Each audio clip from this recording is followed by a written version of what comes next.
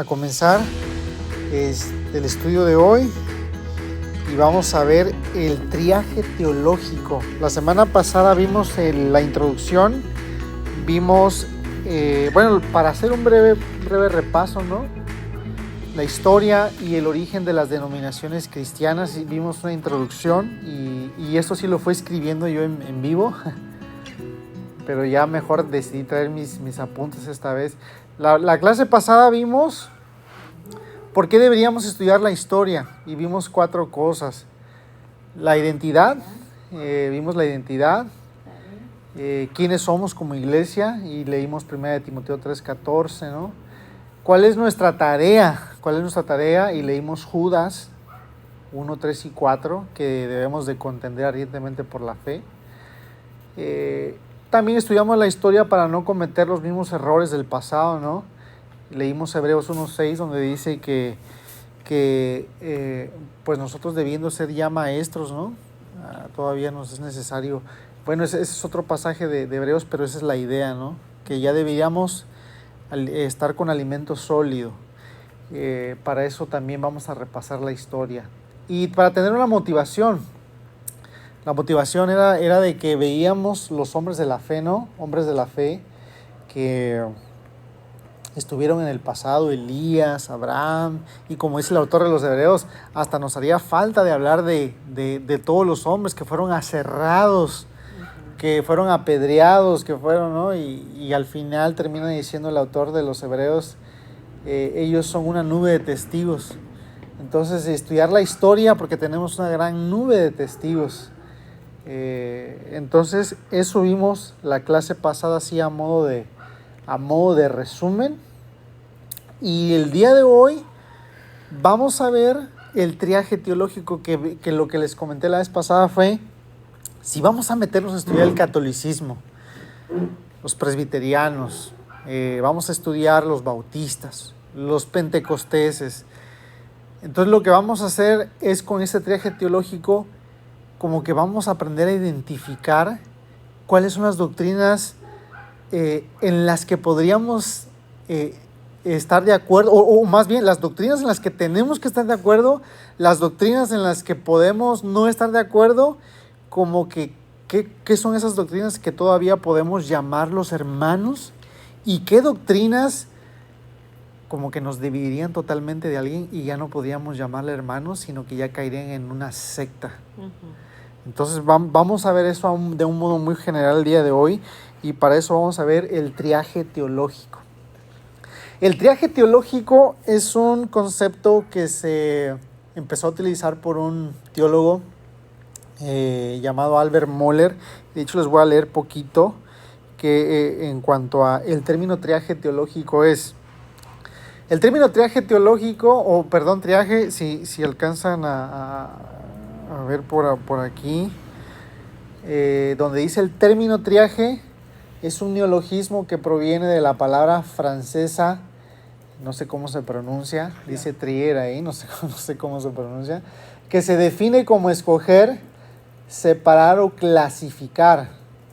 Y este término comenzó a utilizarse en las batallas napoleónicas y persiste como concepto de clasificación o priorización de la atención urgente de pacientes, dando prioridad de atención a los heridos de mayor gravedad. De hecho, era un término médico, donde se clasificaban a los pacientes. Y de hecho, todavía si uno va al seguro, ¿no? Hay un triaje donde pues dice que en urgencias, depende de la gravedad del paciente, se atiende primero a los que llevan con mayor gravedad, ¿no? Entonces, hay criterios en medicina que si una persona llega, por ejemplo, con una gripita, no, pues no hay tanta, a lo mejor, urgencia como aquel que llega con una bala en el abdomen, ¿no? Tiene mucha más urgencia tratar a una persona que viene con una bala en el abdomen. Pero básicamente el término triaje es eso, como priorizar lo más importante y qué se tiene que atender. Ahora, eso aplicado a lo que estamos viendo el día de hoy, tenemos que priorizar las doctrinas más importantes bíblicamente hablando. Y por ejemplo, el apóstol Pablo le dio mucha importancia a la resurrección, le dio mucha importancia a la muerte de Jesucristo en el contexto de la resurrección. Y hay otras doctrinas que creo que se señalan en el Nuevo Testamento. Pero bueno, la primera pregunta dice ahí, ¿dónde marcamos los límites? ¿Dónde marcamos los límites? O sea, ¿en qué sentido? En el sentido de que doctrinalmente hablando, ¿a quienes todavía le podemos llamar hermanos? En una iglesia, ¿qué es lo que se tiene que creer? Y cuando una iglesia se desvía de ciertas doctrinas, ¿dónde se marcan los límites? O sea, ¿cuándo podemos decir de plano no? Ya no puedo pertenecer a esta iglesia porque ya esta doctrina se la están o han abandonado las doctrinas más importantes. Entonces, para eso vamos a dividir, igual déjenlo, lo escribo aquí, hay 3 cosas que vamos a ver, principalmente doctrinas primarias, vamos a ver las doctrinas primarias, vamos a ver las doctrinas secundarias,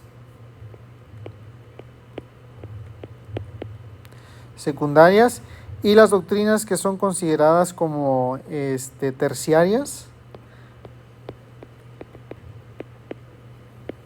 A ver, ahora déjenme ver tantito los apuntes, doctrinas terciarias. Y vamos a ver una cuarta definición, que es adiáfora. Ahorita se los voy a explicar, ¿no? Adiáfora, ¿qué significa? Pero vamos a comenzar entonces con las primeras 3, las doctrinas primarias, secundarias y terciarias. O sea, las doctrinas primarias van a ser las doctrinas más importantes. Van a ser las doctrinas más importantes que toda iglesia que se considera cristiana tiene que creer. Las doctrinas secundarias van a ser aquellas doctrinas en las que podemos diferir, pero todavía nos podemos llamar hermanos. ¿No? Y las doctrinas terciarias serían aquellas doctrinas donde también podemos diferir, nos podemos llamar hermanos y podemos todavía trabajar, se podría decir que en la misma iglesia. En las doctrinas secundarias, algunas personas deciden, ¿saben qué? Yo te considero mi hermano, pero va a ser difícil para mí trabajar contigo. Entonces, hay iglesias, ¿no? que sí consideran que hay ciertas doctrinas como que todavía te puedo llamar mi hermano, pero no puedo estar contigo sirviendo en la misma iglesia. Por ejemplo, ahorita lo vamos a ver un poco más de manera más precisa, pero aquellas iglesias que, por ejemplo, hay un énfasis muy marcado en los dones milagrosos que ya se pasa a lo mejor a un extremo no tan saludable, y ahí hay personas que dirían, no, sabes que yo no puedo trabajar con una iglesia donde se hace un énfasis tan marcado en los dones espirituales, pero que todavía lo podríamos considerar hermanos. Claro, hay de iglesias a iglesias todavía donde ya entran a algo ya no sano, ¿no? Por ejemplo, el vómito santo, la risa santa, a lo mejor ahí ya no consideraría, o el evangelio de la prosperidad, ¿no? Donde ya se hace un énfasis en eso muy, muy marcado.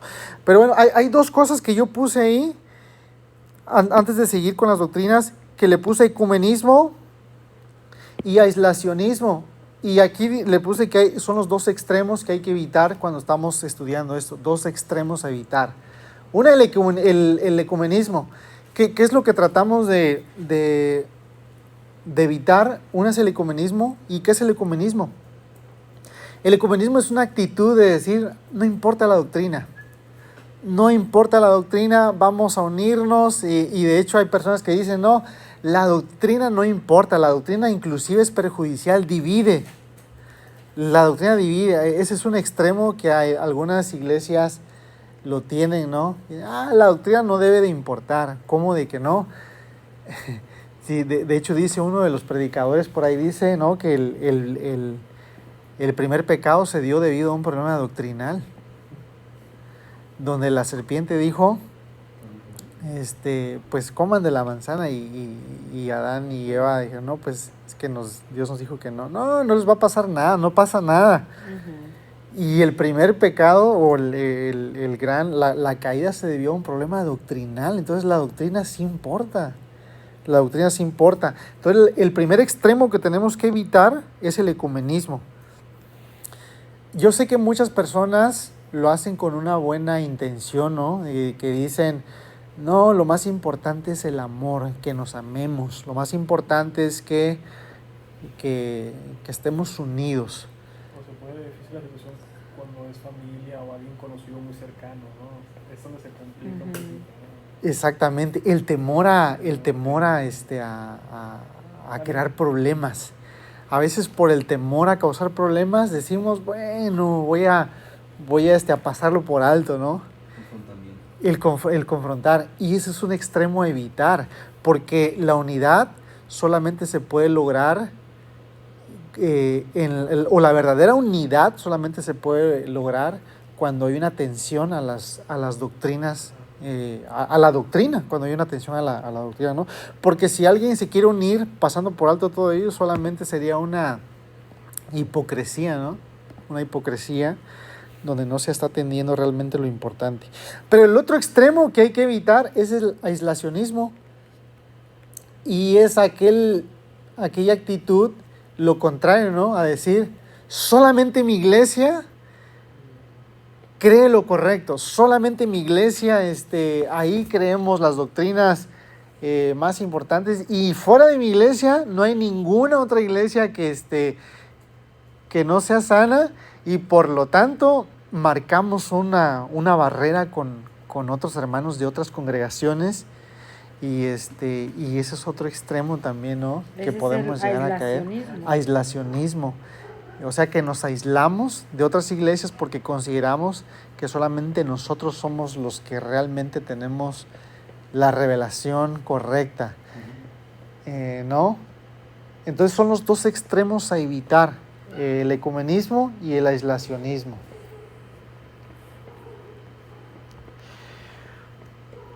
Y ahora sí pasamos a las doctrinas primarias.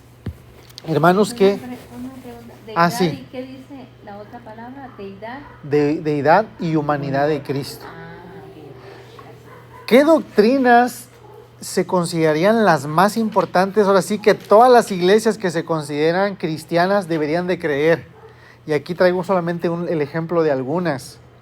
En primer lugar tenemos la deidad y la humanidad de Cristo, la salvación por medio de la fe, la autoridad e inspiración de la Biblia, la segunda venida de Cristo, la resurrección corporal de los muertos, el juicio final y la Trinidad. Son algunas doctrinas que se consideran importantes para la salud de todas las iglesias que se consideran cristianas. Si alguien niega la deidad y la humanidad de Cristo, ya lo consideraríamos una secta. ¿Quiénes niegan la deidad de Cristo, por ejemplo? Los testigos de Jehová. Los testigos de Jehová ya se considera una secta. Los mormones, no estoy bien seguro, fíjate, de los mormones. Lo vamos a ver, pero creo que por ahí. Ah, sí, es cierto. Los mormones piensan que Jesús es un ser creado, inclusive ahí, por ahí llegan a decir, ¿no? ¿Qué? Es hermano de Satanás. Hermano de Satanás, exacto. Y hay otras que llegan a negar la humanidad de Cristo, que en realidad estas doctrinas se puede decir que ya no son tan comunes al día de hoy. Pero por poner un ejemplo, creo que por ahí los que niegan algunos la humanidad de Cristo, algunas sectas como el gnosticismo, pero ya el gnosticismo ha variado mucho hasta el día de hoy, ha cambiado, porque en el principio los gnósticos del primer siglo sí negaban la humanidad de Cristo. Ahorita es muy extraño que alguien niegue la humanidad de Cristo, pero por si alguien lo llegara a negar, pues ya no se consideraría una iglesia saludable, ¿no? Más bien, no se consideraría una iglesia, es una secta. La salvación por medio de la fe. Y aquí es algo cardinal, ¿no? Para todas las iglesias, es algo cardinal. Que la salvación es únicamente por la fe, a través más bien, la salvación es un regalo a través de la fe. por el sacrificio de Jesucristo. Y ahora aquí tenemos que tener bien mucho cuidado, porque hay iglesias que aunque no lo digan que no lo declaren con su boca, ¿no? Que la salvación es por fe, sí es por fe, pero también tienes que vestir de cierta manera. O también, sí, la salvación es por fe, es a través de Cristo, pero hay iglesias que aunque no lo digan, su actitud es de, O que cierto, si no se cumple con cierto rito. que cierto prohibicionismo esté ligado a la salvación, ¿no? Exactamente. Ya haces o dejas de hacer, que esté ligado a la Las salvación. iglesias legalistas. De hecho, Pablo lo que atacó en Gálatas fue eso, ¿no? Fue eso, el hecho de que los Gálatas estaban añadiéndole al evangelio, le estaban añadiendo la circuncisión. O qué tipo de comida podían los judíos. Si alguien se salía de las costumbres judías de comer, empezaban a comer carnitas por ahí de cerdo, ¿no? Ya era considerado como ya no. Pero Pablo lo corrige. Y de hecho en Romanos él escribe, ¿no? En Timoteo, ningún alimento es de desecharse.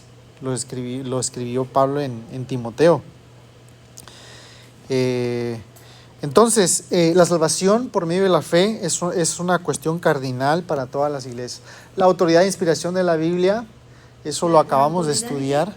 Autoridad e inspiración de la Biblia. Esto lo... ¿Te lo van a mandar? ¿Sí? ¿Lo van a mandar? Sí, lo voy a subir al grupo en foto. Ajá. Para que lo puedan tener. Ah, pues entonces. Sí, para que lo puedan tener. Ya no sé tan Sí, hermanita, no se preocupe, lo voy a subir. Y de todos modos, creo que voy a subir el video también, lo estoy grabando ahorita. La segunda venida de Cristo, también todas las iglesias deberían de predicar esto, que Jesús regresa por segunda vez. En lo que no estamos de acuerdo a lo mejor en cuanto a iglesias es cuándo viene, cuándo va a venir. Va a venir en el antes o después del milenio, va a haber un milenio. Bueno, hay detalles que no nos ponemos de acuerdo, pero en lo que todas las iglesias coinciden es que Jesús regresa por segunda vez. ¿Cuándo? No lo sabemos, pero regresa. La resurrección corporal de los muertos, que todos los que hayamos muerto en Cristo vamos a resucitar corporalmente. Que va a haber un juicio final, y ahí están de un modo muy general le puse juicio final, pero hay varios aspectos del juicio final, como por ejemplo la creencia en el infierno. La creencia en el infierno es un aspecto muy fundamental, porque por ejemplo los testigos de Jehová niegan que hay un infierno, niegan que va a haber una muerte segunda, ¿no? Ellos dicen que una vez muriendo nosotros, ellos le llaman como un dormir. Vamos a dormir y ya no vamos a saber nada de lo que suceda. La aniquilación total. Los testigos de Jehová creen en la aniquilación total, y por ahí creo que los adventistas creen que vamos a dormir por un rato y después vamos a despertar. Si no mal estoy, lo vamos a ver más adelante para no confundirnos, ¿no? Ya vamos. Pero entonces, a entrar. ¿por qué los testigos de Jehová dicen que van a ir al paraíso? Si no creyeran esto, entonces no dijeran eso. Ok. Les gusta la idea del paraíso, pero no les gusta la idea del infierno. Sí, okay. O sea, los que mueran sin Cristo, por así decirlo, al parecer, la idea que ellos tienen, lo vamos a estudiar más adelante, pero ellos tienen la idea de los que mueran sin Cristo van a ser aniquilados totalmente. El infierno no existe. El infierno no existe, y por lo tanto, o sea, si alguien no es cristiano y se muere no siendo cristiano, o sea, la creencia de ellos es que van a ser aniquilados totalmente. Pero o sea, la Biblia al parecer... La idea de que va a haber conciencia, alma, o que vas a estar o no vas a existir ya. La idea de ellos, que te aniquilan, se desvanece totalmente. Así es. De hecho, se basa en un pasaje que viene en Eclesiastés que dice: los muertos nada saben. En Eclesiastés dice eso. Sí. Pero en el contexto de Eclesiastés, los muertos nada saben debajo del sol. O sea, de lo que está sucediendo de lo que está sucediendo en el mundo ahorita físico, o más bien en el mundo en el que estamos nosotros. Los muertos nada saben, pero eso no quiere decir que no tengan conciencia o que no sufran el dolor, o por lo menos esa es la creencia desde la ortodoxia. También dice el crujir de dientes. El crujir de dientes. Fíjate que yo ese pasaje siempre lo había tomado diferente. Yo pensaba que eran los muertos espirituales. Ahora lo estoy Ok. Los muertos espirituales, pensaba yo, nada saben. Ok. Pero yo pensé que es Ok. sí, cuando decían de los muertos nada saben, yo pensé que eran la gente que está muerta espiritualmente, pues nada sabe. O sea, que están vivos ahorita, sí, pues, pero que espiritualmente no son espiritualmente, cristianos. ajá. Ok. Espiritualmente no Ok. son cristianos. Eso pensaba yo, pero bueno, qué bueno. Ok.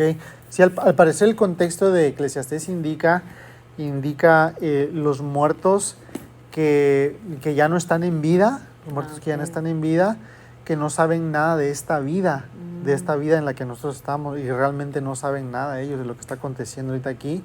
Sin embargo, sí tienen una conciencia, sí sienten, y por lo tanto, cuando los que sufran el castigo eterno en el infierno, pues obviamente van a sufrir el dolor corporal el fuego, van a sufrir un tormento realmente, ¿no?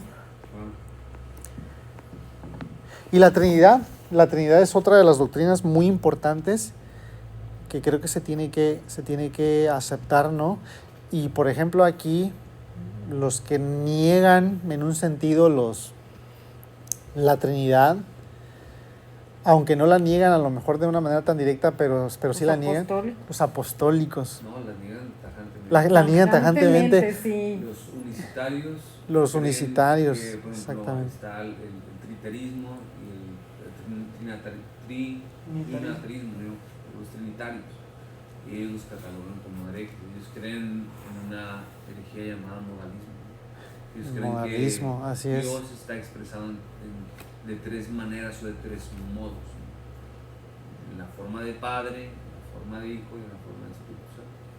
Hay diferentes enseñanzas que tratan de hacer una analogía con algo creado para tratar de describir algo divino. Por ejemplo, el sol, ¿no? El sol es energía, es luz y es calor, igual que Dios. No, Dios no es como la materia, ¿no? El sol es materia. Bueno, Dios es como un trébol, ¿no? Un trébol es un solo tallo, pero tiene tres ramitas, ¿no? Tampoco son los tres pétalos, ¿no? Se llama parcialismo, modalismo, luego tienes el arrianismo. Hay muchas maneras de tratar de describir. Sí. Tertuliano, creo que Tertuliano fue el primero que comenzó a tratar de dar una defensa acerca de la Trinidad y error, ¿no? Ajá. No recuerdo bien. Sí, porque en las analogías, todas las analogías se quedan cortas para explicar lo que es la Trinidad. H2O, ¿no? El agua estado, los tres estados. Exacto, los tres estados. La forma de hielo, la forma de gas, la forma de agua. No, espérate. La Biblia habla acerca de tres personas en una sola sustancia que son coiguales y coexisten. ¿Cómo lo explicas? No hay una explicación, no hay una analogía. Así como tampoco hay una analogía para la unión hipostática. La esencia de la Trinidad es única en sí, Exacto. ¿no? No hay otra cosa que se le pueda dar una analogía o una comparación. Claro, y lo que ellos argumentan es, bueno, el Gran Shema, Deuteronomio 6:4, habla de un solo Dios, ¿no? El monoteísmo, ¿no? Que está explícito en todo el Torah, o sería el Pentateuco, pero nos vamos a dar cuenta de que en el Génesis la palabra Elohim, que se le da, vamos a encontrar la palabra Elohim y la palabra Adonai. La palabra Elohim, ¿no? Him es el sufijo, que es plural, habla acerca de hagamos, ¿no? Entonces es como, cuando se refiere a Elohim, la manera de siempre aparece en singular, ¿no? Es como decir el Carlos, ¿no? O el señores. Entonces aparentemente ahí se está hablando de una pluralidad que hay en Dios. Y otro ejemplo muy bueno que me gusta quedar R.C. Sproul es acerca de el amor, ¿no? Dios es amor. Y el amor no busca lo suyo. El amor forzosamente tiene que tener un recipiente que reciba el amor y alguien que esté emitiendo el amor. Romanos, ¿no? Romanos está también. Algo increíble es que el Padre es parte. compartió el amor, y es lo que dice el Señor Jesús, ¿no? Parafraseándolo, ¿no? el amor que compartían antes de que la creación Antes fuera de hecha. la creación. Entonces vemos que el amor que hay entre el Padre y el Hijo es eterno. No es como que el amor, digo, es algo complicado hablar de la Trinidad, pero los testigos de Jehová, ¿no? Ellos creen que, por ejemplo, el Espíritu Santo es una fuerza, creen que Jesús es un ángel, o un arcángel más bien dicho. De hecho, dicen que es el arcángel Miguel, y creen que nada más pues, está Dios Padre, ¿no? Los mormones creen que todos pueden llegar a ser Dios. O sea, Sí. a los testigos de Jehová unos los catalogan como dualistas, pero yo los catalogaría dentro de las sectas politeístas. Hay un versículo en Juan donde dice que a Jesús se le dio poder de tener vida en sí mismo. Eso habla acerca de un atributo incomunicable de Dios. Un atributo incomunicable de Dios es la aceidad. Para no entrar en muchos tecnicismos, Dios no existe en un planeta, en Júpiter, ni en Marte, ni en la galaxia Andrómeda, ni en la Vía Láctea. Dios existe fuera de los parámetros tridimensionales o el continuum que nosotros le llamamos, ¿no? Materia, espacio y tiempo. Y tiene existencia en sí mismo. Dios existe, es en sí mismo. Es algo complicado. Que Es no complicado, muy funcionar. complicado. Bueno, a Jesús se le dio ese poder. Entonces los testigos de Jehová declaran que hay dos dioses, ¿no? A mí la verdad, cuando yo escuché de esto, cuando tomábamos las clases, Sí, Carlos, sí. yo entendí que no hay otra manera de yo entender o de yo quedar tranquilo en que creo en un Dios verdadero con aspectos tan únicos de Dios. Cuando entró en mi mente, Dios es un ser no creado, yo dije, wow, hay onda que me explotaron como 3 neuronas. Y yo, qué Sí. único, o sea, yo como mortal, como un simple, tengo en mi concepto lo que es creado, lo que Sí, toco, sí. lo que La experiencia. un día nací, voy a morir, pero este ser, o sea, que en el concepto verbal, decir, un ser no creado, wow, dije yo, qué único. La cuestión de la Trinidad igual me pasó lo mismo. O sea, ¿cómo es algo que nada más en la explicación del Dios en el que yo creo, como dice Esteban, no hay una analogía, no hay una comparación? O sea, es realmente único. Así es. ¿Verdad? Sí. Sí, que puede ser 3 personas. No, es algo único. Vamos a tener toda una eternidad para poder conocerlos. Estas personas, de hecho, estas sectas, uno de los síntomas que nosotros podemos detectar fácilmente es que estas sectas pretenden, o de una manera pues, muy arrogante, se dicen a ser conocedores o como que ya resolvieron todo el tema que tiene que ver con Dios. Ajá. De hecho, los unicitarios, uno de Sí. sus versículos favoritos, porque interpretan, es Romanos 1, donde habla acerca de la poder y identidad que el Señor expresa a través de la creación. Sí. Dicen que no existe ningún misterio respecto a Dios, ¿no? O a la teología propia, el carácter de Dios, quién es Dios, cómo es Dios, todas estas preguntas que podemos hacer acerca de Dios, ellos ya descifraron completamente a Dios.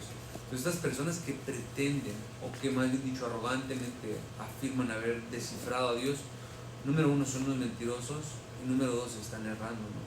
Nosotros vamos a necesitar de toda una eternidad. Ahora, para poder entender estos tipos de conceptos que pueden ser algo complejos, necesitamos no solamente nadar sobre la superficie de la escritura, sino hacer un clavado más profundo para poder entender. Y es lo que dice Romanos 11, donde habla acerca de los caminos que son inescrutables. Inescrutables, ¿no? así Hay es. muchos misterios de los cuales yo creo que no vamos a tener una revelación completa hasta que estemos ante la presencia. Así es. Así es. Y lo que puedo decir es que las analogías, digo, a lo mejor nos ayudan a ver un poquito, ¿no? A tratar de acercarnos. Pero realmente todas las analogías se quedan cortas para explicar, y podemos caer en herejías si tomamos una analogía como que si así es. Literal, Ajá. ¿no? Como una Sí, así es. literal. Así es. Entonces es eso. Y bueno, por último aquí le puse el credo de los apóstoles. El credo de los apóstoles yo creo que es fundamental para revisar las doctrinas que creyeron los primeros apóstoles, porque creo que estamos estudiando la historia. Y lo más cercano a lo que tenemos, la creencia de los primeros cristianos, una es el credo de los apóstoles. Y quiero leerles un poquito lo que es el credo de los apóstoles, que lo tengo por acá. A ver si lo tengo por acá. Aquí está. Credo de los apóstoles. Creo en Dios Padre Todopoderoso, Creador del cielo y de la tierra, y en Jesucristo su único Hijo, Señor nuestro, que fue concebido por el Espíritu Santo, nació de María Virgen, padeció bajo el poder de Poncio Pilato, fue crucificado, muerto y sepultado. Descendió a los infiernos, al tercer día resucitó de entre los muertos, subió a los cielos y está sentado a la diestra de Dios Padre Todopoderoso. Desde allí vendrá al fin del mundo a juzgar a los vivos y a los muertos. Creo en el Espíritu Santo, la Santa Iglesia Universal, la comunión de los santos, el perdón de los pecados, la resurrección del cuerpo y la vida perdurable. Amén. Esto lo dicen los católicos, ¿no? ¿Mucho? Lo utilizan los católicos, pero ya con ligeras variaciones. Sí, ya. lo que estaba Sí. viendo, que tampoco- Ya. Donde ya. dice la Santa Iglesia Católica, Ajá. la comunión Sí. de los santos, el perdón, ese sí. Sí. Están actualizados. No, este todavía no. ¿También ese nos lo va a mandar? ¿Nos lo va a poder mandar? Se los puedo compartir, sí, eso está en internet. Me gustaría. Sí, se los puedo compartir también. Es un link en internet. Les puedo mandar el link y ya con eso pueden entrar a esta información. ¿Dónde salió, Charlie? El- El credo de los apóstoles. El credo de los apóstoles, El concilio niceno. En el primer, no, son citas de los padres apostólicos. Realmente no recuerdo bien quién cita el credo, pero los padres apostólicos creo que los citan y en los concilios se repiten los credos. Porque ese no viene en la Biblia, ¿o sí viene? No viene en la Biblia. Estas son citas de personas del primer siglo que lo escribieron Ajá. y ya se fue transmitiendo a lo largo lo que creían los primeros apóstoles. Porque yo antes me la sabía, pero ahorita no me la sé. Pero sí me acuerdo de eso. Ajá. Con razón hay unas iglesias que llaman la Iglesia Universal. Pues así, es correcto decirlo así, ¿no? La Iglesia Católica es lo De- que significa. de- la de- Iglesia Universal. De hecho, la palabra católica es correcta si la utilizamos en su sentido estricto. Católico significa universal. Entonces nosotros nos podríamos llamar católicos, no en el sentido de que pertenecemos a Roma, Claro, al romano creo no. que ahí el calificativo al final sería romano, ¿no? Cuando tú lo adjudicas Romanos, romano, así hace es. referencia al Concilio de Trento, que es una contrarreforma, ¿no? Ajá. Sí, Así es, pero realmente nosotros somos, en el sentido estricto de la palabra, somos católicos, que somos universales. es por eso Sí. que los católicos a nosotros nos llaman, bueno, los católicos romanos nos llaman a nosotros los hermanos Separados. Así es. Sí, no sé. Entonces, bueno, hermanos, para concluir este estudio, solamente vimos las doctrinas primarias y para la siguiente vamos a ver las doctrinas secundarias. ¿Cuáles son las doctrinas secundarias que podemos todavía diferir, pero nos podemos seguir llamando hermanos? Entonces, la siguiente clase vamos a ver eso, ya se las puse ahí, pero de todos modos les voy a compartir mis apuntes. Pues hermanos, concluimos Ese no lo en esta apunté, ¿no?